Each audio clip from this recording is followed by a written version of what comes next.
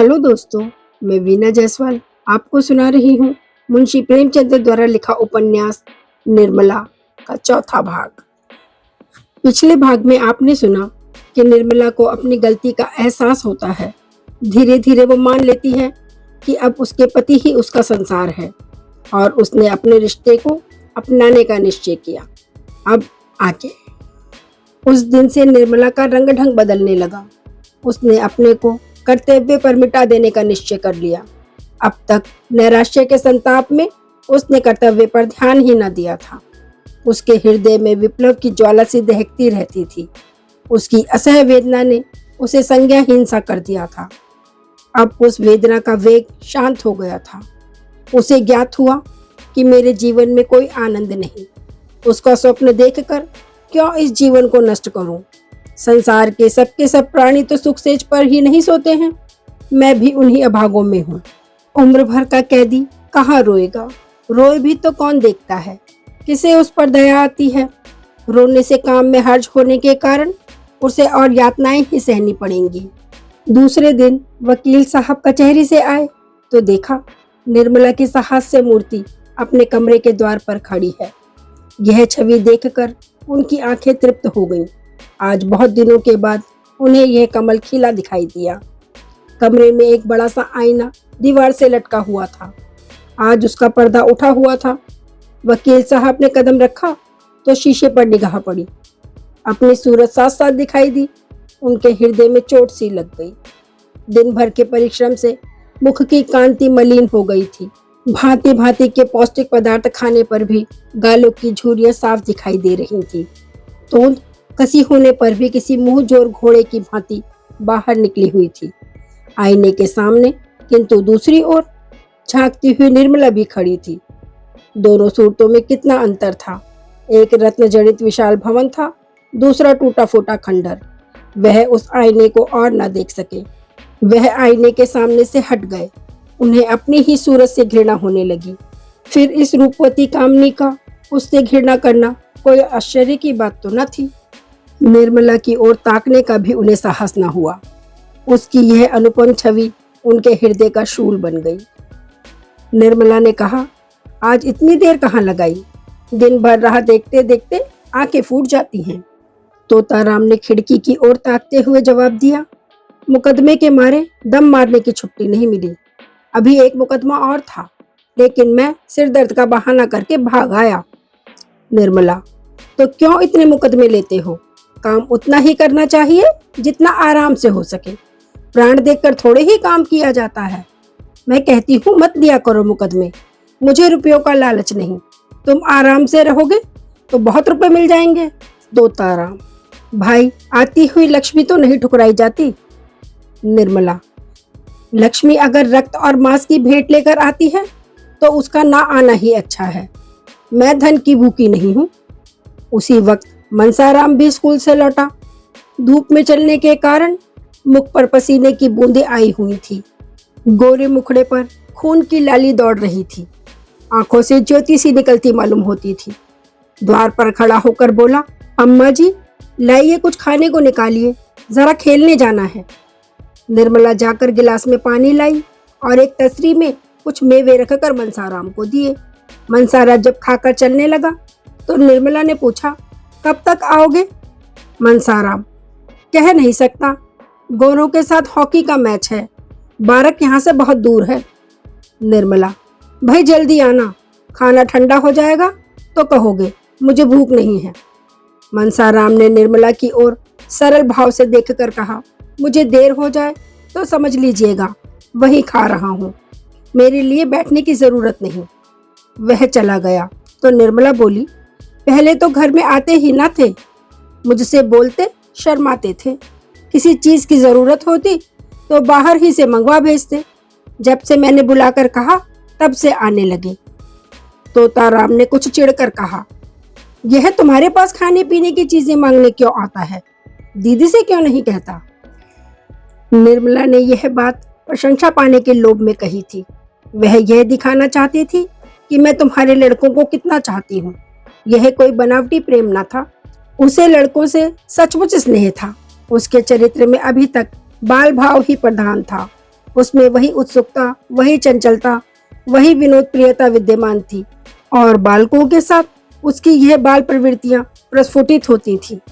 पत्नी सुलभ ईर्ष्या अभी तक उसके मन में उदय नहीं हुई थी, लेकिन पति के प्रसन्न होने के बदले नाक सिकोड़ने का आशय ना समझकर बोली, मैं क्या जानूं, उनसे क्यों नहीं मांगते?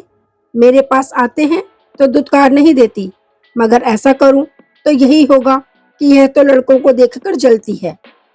मुंशी जी ने इसका कुछ जवाब न दिया, लेकिन आज उन्होंने मुवक्किलों से बातें नहीं की। मनसाराम के पास गए और उसका इम्तिहान लेने लगे। यह जीवन में पहला ही अवसर था जबकि उन्होंने मनसाराम या किसी और लड़के की शिक्षा उन्नति के विषय में इतनी दिलचस्पी दिखलाई हो। उन्हें अपने काम से ही सिर उठाने की फुर्सत नहीं मिलती थी। उन्हें उन विषयों को पढ़े हुए 40 वर्ष के लगभग हो गए थे। तब से उनकी ओर आंखें तक ना उठाई थी। वह कानूनी पुस्तकों और पत्रों के सिवा और कुछ पढ़ते ही न थे। इसका समय ही ना मिलता था। पर आज उन्हीं विषयों में वह मनसाराम की परीक्षा लेने गए। मनसाराम जहीन था और इसके साथ मेहनती था। खेल में बी टीम का कैप्टन होने पर भी वह क्लास में प्रथम रहता था। जिस पाठ को एक बार देख लेता, पत्थर की लकीर हो जाती थी। मुंशी जी को उतावली में ऐसे प्रश्न तो सूझे ही नहीं, जिनके उत्तर देने में चतुर लड़के को भी कुछ सोचना पड़ता, और ऊपरी प्रश्न को मनसाराम ने चुटकियों में उड़ा दिया। कोई सिपाही अपने शत्रु पर वार खाली जाते देख जैसे झल्ला झल्ला कर और भी तेजी से वार करता है, उसी भांति मनसाराम के जवाबों को सुन सुनकर वकील साहब भी झल्लाते थे। वह कोई ऐसा प्रश्न करना चाहते थे जिसका जवाब मनसाराम से ना बन पड़े। देखना चाहते थे कि इसका पहलू कमजोर कहाँ है। यह देखकर उन्हें संतोष नहीं था कि वह क्या करता है, वह यह देखना चाहते थे कि वो क्या नहीं करता। कोई अभ्यस्त परीक्षक मनसाराम की कमजोरियों को आसानी से दिखा देता, पर वकील साहब अपनी आधी शताब्दी की भूली हुई शिक्षा के आधार पर कैसे सफल होते। अंत में उन्हें जब गुस्सा उतारने के लिए कोई बहाना ना मिला तो बोले, मैं देखता हूँ तुम सारे दिन मटर गश्ती किया करते हो। मैं तुम्हारे चरित्र को तुम्हारी बुद्धि से बढ़कर समझता हूँ, और तुम्हारा यो आवारा घूमना मुझे गवारा नहीं हो सकता। मनसाराम ने निर्भीकता से कहा, मैं शाम को 1 घंटा खेलने के सिवा दिन भर कहीं नहीं जाता। आप अम्मा या बुआ जी से पूछ ले, मुझे खुद इस तरह घूमना पसंद नहीं। हाँ, खेलने के लिए हेडमास्टर साहब आग्रह करके बुलाते हैं, इसलिए जाना पड़ता है। अगर आपको मेरा खेलने जाना पसंद नहीं है तो कल से ना जाऊंगा। मुंशी जी ने देखा कि बातें दूसरे ही रुख पर जा रही हैं, तो तीव्र स्वर में बोले, मुझे इस बात का इत्मीनान क्यों हो कि खेलने के सिवा कहीं नहीं जाते? मैं बराबर शिकायत सुनता हूँ। मनसाराम ने उत्तेजित होकर कहा, किन महर्षि ने आपसे ये शिकायत की है, जरा मैं भी सुनूं। वकील, कोई हो, इससे तुम्हें कोई मतलब नहीं। तुम्हें इतना विश्वास होना चाहिए कि मैं झूठा आरोप नहीं लगा रहा। मनसाराम, अगर मेरे सामने आकर कोई कह दे कि मैंने इन्हें घूमते देखा है तो मुंह न दिखाऊं। वकील, किसी को ऐसी क्या गरज पड़ी है कि तुम्हारे मुंह पर तुम्हारी शिकायत करे और तुमसे बैर ले, और तुम अपने 2-4 साथियों को लेकर उसके घर की कपड़ेर फोड़ते फिरो। मुझसे इस किस्म की शिकायत एक आदमी ने नहीं, कई आदमियों ने की है, और कोई वजह नहीं है कि मैं अपने दोस्तों की बात का विश्वास ना करूं। मैं चाहता हूं कि तुम कल से स्कूल में ही रहा करो। मनसाराम ने मुंह गिराकर कहा, मुझे वहां जाने में कोई आपत्ति नहीं है, जब से कहिए चला जाऊं। वकील, तुमने मुंह क्यों लटका लिया? क्या वहां रहना अच्छा नहीं लगता? ऐसा मालूम होता है मानो वहां के भय से तुम्हारी नानी मरी जा रही है। आखिर बात क्या है? वहां तुम्हें क्या तकलीफ होगी? मनसाराम छात्रावास में रहने के लिए उत्सुक नहीं था, इसलिए जब वकील साहब ने यही बात कह दी तो इसका कारण पूछा तो वह अपने झेप मिटाने के लिए प्रसन्नचित्त होकर बोला, मुंह क्यों लटकाऊं? मेरे लिए जैसे घर वैसे बोर्डिंग हाउस, तकलीफ भी कोई नहीं, और हो तो भी मैं उसे सह सकता हूँ। मैं कल से चला जाऊंगा। हाँ, अगर जगह खाली ना हुई तो मजबूरी है। तोताराम वकील थे, समझ गए कि अब यह लौंडा कोई बहाना ढूंढ रहा है जिससे वहां जाना ना पड़े और कोई इल्जाम भी सिर पर ना आए। बोले, सब लड़कों के लिए जगह है, तुम्हारे लिए जगह ना होगी? मनसाराम, कितने ही लड़कों को जगह नहीं मिली और बहुत से बाहर किराए के मकानों में रहते हैं। अभी तक बोर्डिंग हाउस से एक लड़के का नाम कट गया था तो 50 अर्जियां उस जगह के लिए आई थी। वकील साहब ने ज्यादा तर्क वितर्क करना उचित ना समझा। मनसाराम को कल तैयार रहने की आज्ञा देकर अपनी बग्घी तैयार कराई और सैर करने चले गए। इधर कुछ दिनों से वह शाम को प्राय सैर करने चले जाया करते थे। किसी अनुभवी प्राणी ने बतलाया कि दीर्घ जीवन के लिए इससे बढ़कर कोई मंत्र नहीं है। उनके जाने के बाद मनसाराम आकर रुक्मणी से बोला, बुआ जी, बाबूजी ने मुझे कल से स्कूल में ही रहने को कहा है। रुक्मणी ने विस्मित होकर पूछा, क्यों? मनसाराम, मैं क्या जानूं, कहने लगे तुम यहाँ आवारों की तरह इधर उधर फिरा करते हो। रुक्मणी, तूने कहा नहीं कि मैं कहीं नहीं जाता। मनसाराम, कहा क्यों नहीं, मगर जब वह माने तब तो। रुक्मणी, तुम्हारी नई अम्मा जी की कृपा होगी और क्या। मनसाराम, नहीं बुआ जी, मुझे उन पर संदेह नहीं है। वह बेचारी तो भूल से भी कभी कुछ नहीं कहती। जो चीज मांगने जाता हूँ तो तुरंत उठ कर देती हैं। रुक्मणी, तू यह तेरा चरित्र क्या जाने, यह उन्हीं की लगाई हुई आग है। देख, मैं जाकर पूछती हूँ। रुक्मणी झल्लाई हुई निर्मला के पास पहुंची। उसे आड़े हाथों लेने का, कांटों में घसीटने का कोई अवसर वह हाथ से ना जाने देती थी। निर्मला उनका आदर करती थी, उनसे दबती थी, उनकी बातों का जवाब ना देती थी। वह चाहती थी कि वह मुझे सिखावन की बातें कहें, मैं भूलूं, वह सुधारे, वह कामों की देखरेख करती रहे, पर रुक्मणी उससे तनी ही रहती थी। निर्मला चारपाई से उठकर बोली, आइए दीदी, बैठिए। रुक्मणी ने खड़े खड़े कहा, मैं पूछती हूँ, क्या तुम सबको घर से निकालकर अकेली ही रहना चाहती हो? निर्मला ने कातर भाव से कहा, क्या हुआ दीदी जी, मैंने तो किसी से कुछ नहीं कहा। रुक्मणी, मनसाराम को घर से निकाले देती हो, जिस पर कहती हो मैंने तो कुछ नहीं कहा, क्या तुमसे इतना भी नहीं देखा जाता? निर्मला, दीदी जी, तुम्हारे चरणों को छू कर कहती हूँ, मुझे कुछ नहीं मालूम, मेरी आंखें फूट जाएं अगर मैंने उसके विषय में मुंह तक खोला हो। रुक्मणी, क्यों व्यर्थ कसम खाती हो? अब तक तोताराम कभी लड़के से नहीं बोलते थे। एक हफ्ते के लिए मनसाराम चला गया था तो इतना घबराए कि खुद जाकर लिवा लाए। अब उसी मनसाराम को घर से निकालकर स्कूल में रखे देते हैं। अगर लड़के का बाल भी बांका हुआ तो तुम जानोगी। वह कभी बाहर नहीं रहा, उसे न खाने की सुध रहती है न पहनने की। जहाँ बैठा वहीं सो जाता है। कहने को तो जवान हो गया है, पर स्वभाव बालकों सा है। स्कूल में तो उसका मरण हो जाएगा। वहाँ किसे फिक्र है कि उसने खाया या नहीं, कहाँ कपड़े उतारे, कहाँ सो रहा। जब घर में ही कोई पूछने वाला नहीं तो बाहर कौन पूछेगा। मैंने तुम्हें चेता दिया, आगे तुम जानो, तुम्हारा काम जाने। यह कहकर रुक्मणी वहां से चली गई।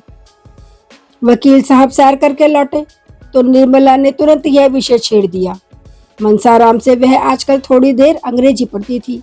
उसके चले जाने पर फिर पढ़ने का हर्ज ना होगा, दूसरा कौन पढ़ाएगा? वकील साहब को अब तक यह बात मालूम न थी। निर्मला ने सोचा था कि जब कुछ अभ्यास हो जाएगा तो वकील साहब को एक दिन अंग्रेजी में बातें करके चकित कर दूंगी। कुछ थोड़ा सा ज्ञान तो उसे अपने भाइयों से हो गया था। अब वह नियमित रूप से पढ़ रही थी। वकील साहब की छाती पर सांप लौट गया। त्योरियां बदल कर बोले, वो कब से पढ़ा रहा है तुम्हें? मुझसे तुमने कभी नहीं कहा। निर्मला ने उनका यह रूप केवल एक बार देखा था, जब उन्होंने सियाराम को मारते मारते बेदम कर दिया था। वही रूप और विकराल बनकर आज उसे फिर दिखाई दिया। सहमती हुई बोली, उनके पढ़ने में तो इससे कोई हर्ज नहीं होता। मैं उसी वक्त उनसे पढ़ती हूँ जब उन्हें फुर्सत रहती है। पूछ लेती हूँ कि तुम्हारा हर्ज हो तो जाओ। बहुधा जब वह खेलने जाने लगते हैं तो 10 मिनट के लिए रोक लेती हूँ। मैं खुद नहीं चाहती कि उनका कोई नुकसान हो। बात कुछ न थी, मगर वकील साहब हताश होकर चारपाई पर गिर पड़े और माथे पर हाथ रखकर चिंता में मग्न हो गए। उन्होंने जितना समझा था, बात उससे कहीं अधिक बढ़ गई थी। उन्हें अपने ऊपर क्रोध आया कि मैंने पहले ही क्यों ना इस लौंडे को घर से बाहर रखने का प्रबंध किया। तभी ये महारानी आजकल इतना खुश दिखाई देती है। इसका रहस्य अब समझ में आया। पहले कभी इतनी सजी सजाई ना रहती थी, बनाव चुनाव भी ना करती थी। और अब देखता हूँ काया पलट सी हो गई है। जी में तो आया कि इसी वक्त मनसाराम को निकाल दें, लेकिन प्रौढ़ बुद्धि ने समझाया कि इस अवसर पर क्रोध की जरूरत नहीं, कहीं इसने भाप लिया तो गजब ही हो जाएगा। हाँ, जरा इसके मनोभावों को टटोलना चाहिए। बोले, यह तो मैं जानता हूँ कि तुम्हें 2-4 मिनट पढ़ाने से उसका कोई हर्ज नहीं होता, लेकिन आवारा लड़का है, अपना काम ना करने का उसे एक बहाना तो मिल गया है। अगर कल फेल हो जाए तो साफ कह देगा, मैं तो दिन भर पढ़ाता रहता था, मैं तुम्हारे लिए कोई मिस नौकर रख दूंगा, कुछ ज्यादा खर्च ना होगा, तुमने पहले मुझसे कहा ही नहीं। वह तुम्हें भला क्या पढ़ाता होगा, 2-4 शब्द बताकर भाग जाता होगा, इस तरह तुम्हें कुछ भी ना आएगा। निर्मला ने तुरंत जवाब दिया, नहीं, ऐसी तो बात नहीं, वह मुझे दिल लगाकर पढ़ाते हैं और उनकी शैली भी ऐसी है कि पढ़ने में मन लगता है। आप एक दिन जरा उनका समझाना देखिए, मैं तो समझती हूँ कि मिस इतने ध्यान से ना पढ़ाएगी। वकील साहब अपनी प्रश्न कुशलता पर मूंछों पर ताव देते हुए बोले, दिन में एक ही बार पढ़ाता है या कई बार? निर्मला अब भी प्रश्नों का आशय ना समझी, बोली, पहले तो शाम को ही पढ़ा देते थे, अब कई दिनों से एक बार आकर लिखना भी देख लेते हैं। यह तो कहते हैं कि मैं अपनी क्लास में सबसे अच्छा हूँ, अभी परीक्षा में इन्हीं को प्रथम स्थान मिला था, फिर आप ये कैसे समझते हैं कि उनका पढ़ने में जी नहीं लगता? मैं इसलिए और भी कहती हूँ कि दीदी समझेगी इसी ने यह आग लगाई है, मुफ्त में मुझे ताने सुनने पड़ेंगे, अभी जरा ही देर हुई धमका कर गई हैं। मुंशी जी ने दिल में कहा, खूब समझता हूँ, तुम कल की छोकरी मुझे चलाने चली, दीदी का सहारा लेकर अपना मतलब पूरा करना चाहती है। बोले, मैं नहीं समझता बोर्डिंग का नाम सुनकर क्यों लौंडे की नानी मरती है, और लड़के खुश होते हैं कि अपने दोस्तों में रहेंगे, यह उल्टे रो रहा है। अभी कुछ दिन पहले तक यह दिल लगाकर पढ़ता था, यह उसी मेहनत का नतीजा है कि अपनी क्लास में अच्छा है, लेकिन इधर कुछ दिनों से सैर सपाटे का चस्का पड़ गया है। अगर अभी से रोकथाम ना की गई तो पीछे करते धरते ना बन पड़ेगा। तुम्हारे लिए मैं मिस रख दूंगा। दूसरे दिन मुंशी जी प्रातःकाल कपड़े लत्ते पहनकर बाहर निकले। दीवान खाने में कई मुवक्किल बैठे हुए थे, इनमें एक राजा साहब भी थे, जिनसे मुंशी जी को कोई 1000 सालाना मिलता था, मगर मुंशी जी उन्हें वहीं छोड़कर 10 मिनट में आने का वादा करके बग्घी पर बैठकर स्कूल के हेडमास्टर के यहाँ जा पहुंचे। हेडमास्टर साहब बड़े सज्जन पुरुष थे, वकील साहब का बहुत आदर सत्कार किया, पर उनके यहाँ एक लड़के की जगह खाली ना थी, सभी कमरे भरे हुए थे। इंस्पेक्टर साहब की बड़ी ताकीद थी कि मुफस्सिल के लड़कों को जगह देकर तब शहर के लड़कों को लिया जाए, इसीलिए कोई जगह खाली भी हुई तो मनसाराम को जगह ना मिल सकेगी, क्योंकि कितने ही बाहरी लड़कों के प्रार्थना पत्र रखे हुए थे। मुंशी जी वकील थे, रात दिन ऐसे प्राणियों से वास्ता पड़ता था जो लोभवश असंभव को भी संभव, असाध्य को भी साध्य बना सकते थे। समझे, शायद कुछ दे दिलाकर काम निकल जाए। दफ्तर के क्लर्क से ढंग से कुछ बातचीत करनी चाहिए। पर उसने हंसकर कहा, मुंशी जी, यह कचहरी नहीं स्कूल है। हेडमास्टर साहब के कानों में इसकी भनक भी पड़ गई तो जामे से बाहर हो जाएंगे और मनसाराम को खड़े खड़े निकाल देंगे। संभव है अफसरों से शिकायत कर दें। बेचारे मुंशी जी अपना सा मुंह लेकर रह गए। 10 बजते बजते झुंझलाते हुए घर लौटे। मनसाराम उसी वक्त घर से स्कूल जाने को निकला। मुंशी जी ने कठोर नेत्रों से उसे देखा, मानो वह उनका शत्रु हो, और घर में चले गए। इसके बाद 10-12 दिनों तक वकील साहब का यही नियम रहा कि कभी सुबह कभी शाम किसी न किसी स्कूल के हेडमास्टर से मिलने और मनसाराम को बोर्डिंग हाउस में दाखिल कराने की चेष्टा करते, पर किसी स्कूल में जगह न थी। सभी जगहों से कोरा जवाब मिल गया था। अब 2 ही उपाय थे, या तो मनसाराम को अलग किराए के मकान में रख दिया जाए या किसी दूसरे स्कूल में भर्ती करा लिया जाए। यह दोनों ही बातें आसान थी। मुफस्सिल के स्कूल में जगह अक्सर खाली रहती थी, लेकिन अब मुंशी जी का शंकित हृदय कुछ शांत हो गया था। उस दिन से उन्होंने मनसाराम को कभी घर से जाते ना देखा, यहाँ तक कि वे खेलने भी ना जाता था। स्कूल जाने के पहले और आने के बाद बराबर अपने कमरे में बैठा रहता। गर्मी के दिन थे, खुले हुए मैदान में भी देह से पसीने की धारें निकलती थी, लेकिन मनसाराम कमरे से बाहर ना निकलता। उसका आत्माभिमान आवारापन के आक्षेप से मुक्त हो जाने के लिए विकल हो गया था।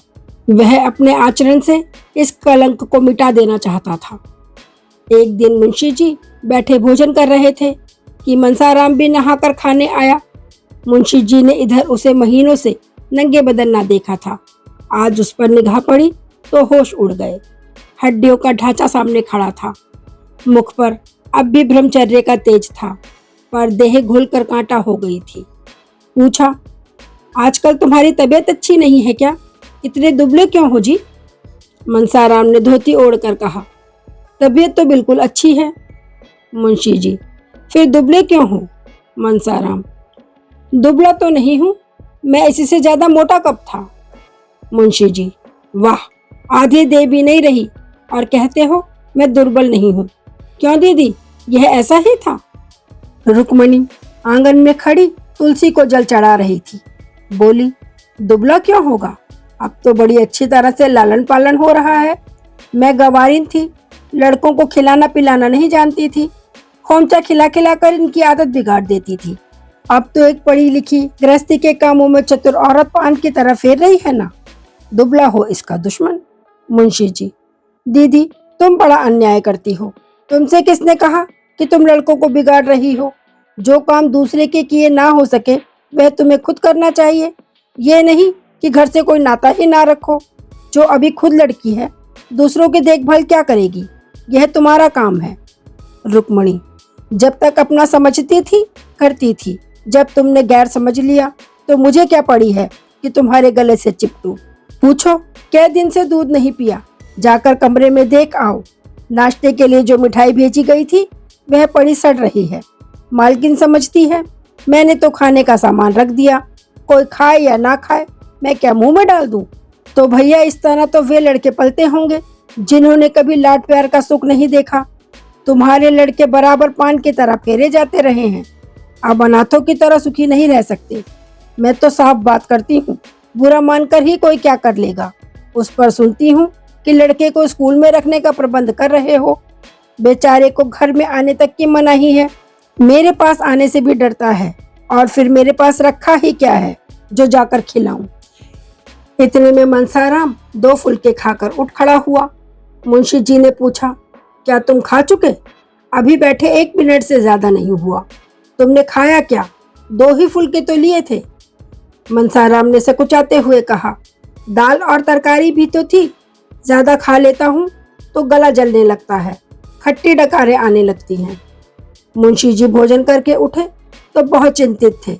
अगर लड़का यूं ही दुबला होता गया तो उसे कोई भयंकर रोग पकड़ लेगा। उन्हें रुक्मणी पर इस समय बहुत क्रोध आ रहा था। उन्हें यही जलन है कि मैं घर की मालकिन नहीं हूँ। यह नहीं समझती कि मुझे घर की मालकिन बनने का क्या अधिकार है। जिसे रुपयों का हिसाब तक करना नहीं आता, वह घर की स्वामिनी कैसे बन सकती है? बनी तो थी साल भर तक मालकिन, 1 पाई की भी बचत ना होती थी। इस आमदनी में रूपकला 2-250 रुपए बचा लेती थी। इनके राज्य में वही आमदनी खर्च को भी पूरी ना पड़ती थी। कोई बात नहीं, लाड प्यार ने इन लड़कों को चौपट कर दिया है। इतने बड़े बड़े लड़कों को इसकी क्या जरूरत है कि कोई उन्हें खिलाए तो खाएं। इन्हें तो खुद अपनी फिक्र करनी चाहिए। मुंशी जी दिन भर उसी उधोड़-बुन में लगे रहे। 2-4 मित्रों से जिक्र किया। लोगों ने कहा, उसके खेल कूद में बाधा ना डालिए, अभी से उसे कैद करना अच्छा नहीं। खुली हवा में चरित्र के भ्रष्ट होने की उससे कहीं कम संभावना है जितनी बंद कमरे में। कुसंगत से जरूर बचाइए, मगर ये नहीं कि उसे घर से ही निकलने ना दिया जाए। मुंशी जी को अपनी गलती मालूम हुई। घर लौटकर मनसाराम के पास गए। वह अभी स्कूल से आया था और बिना कपड़े उतारे एक किताब खोलकर सामने खिड़की की ओर ताक रहा था। उसकी दृष्टि एक भिखारिन पर लगी हुई थी जो अपने बालक को गोद में लिए भिक्षा मांग रही थी।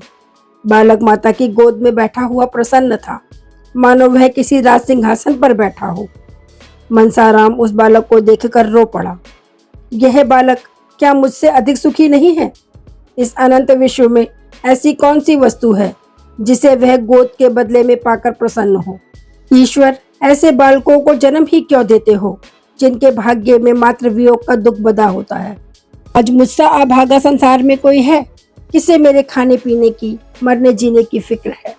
अगर मैं आज मर जाऊं तो किसके दिल को चोट लगेगी। पिता को भी अब मुझे रुलाने में मजा आता है। वह मेरी सूरत भी नहीं देखना चाहते, मुझे घर से निकाल देने की तैयारियां कर रहे हैं। आह माता, तुम्हारा लाडला बेटा आज आवारा कहा जा रहा है। वही पिताजी जिनके हाथों में तुमने हम तीनों भाइयों के हाथ पकड़ाए थे, आज मुझे आवारा और बदमाश कह रहे हैं।